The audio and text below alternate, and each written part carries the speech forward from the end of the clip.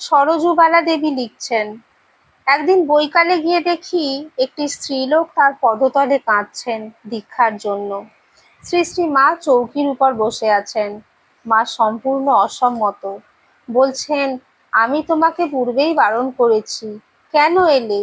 আমার শরীর ভালো নয়, এখন হবে না।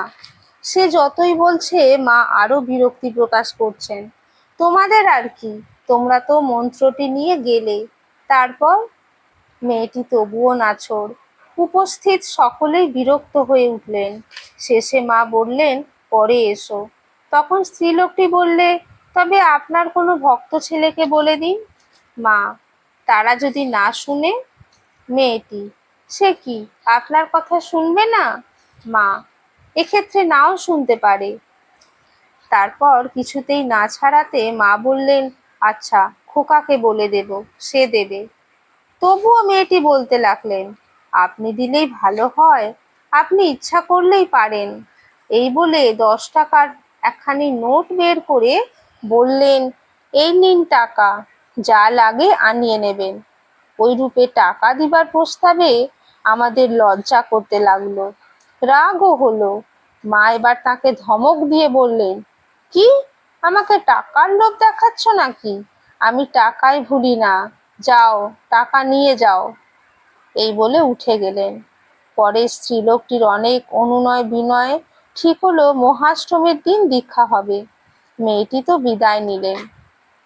মা এইবার পাশের ঘরে এসে বসে আমাকে ডাকলেন, এসো মা, এই ঘরে এসো।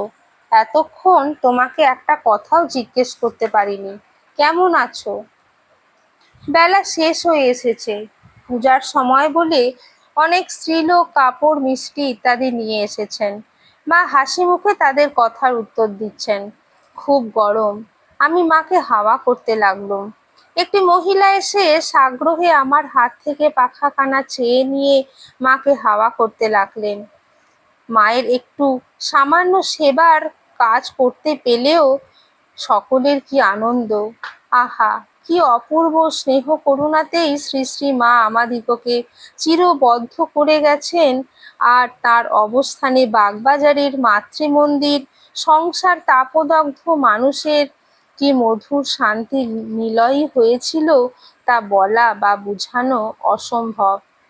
এইবার আমিও রওনা হব। মাকে প্রণাম করতে গিয়ে বললুম, মা, শীঘ্রই একবার বাপের বাড়ি যেতে হবে। মা সস্নেহে বললেন, আবার শিগগির এসো মা, চিঠিপত্র দিও। মার জন্য একখানি কাপড় নিয়ে গিয়েছিলুম। আসবার সময় বলছেন, তোমার কাপড়খানি দেখিয়ে দিয়ে যাও মা, পরবো। প্রায় 2.5 মাস পরে আবার একদিন 14ই অঘ্রাণ গিয়েছি। সিঁড়ি উঠতেই কল ঘরে মার সঙ্গে দেখা হলো। মা কাপড় কাচতে গিয়েছিলেন। আধ ভিজে কাপড়েই এসে জিজ্ঞেস করে গেলেন, এতদিন দেরিতে কেন এলে? কাপড় কেচে এসে তক্তপোষের উপর বসতে কুশল প্রশ্নাদির পর কথা প্রসঙ্গে জিজ্ঞেস করলুম, সেই যে স্ত্রীলোকটি মন্ত্র নিতে চেয়েছিলেন, তার কি হলো মা? মা, সে সেদিন নিতে পারলে না, বলেছিলুম আমার অসুখ সারুক, তারপর নেবে। তাই হলো। অসুখ হওয়ার সেদিন সে আসতে পারেনি। তার অনেক পরে একদিন এসে নিয়ে গিয়েছে।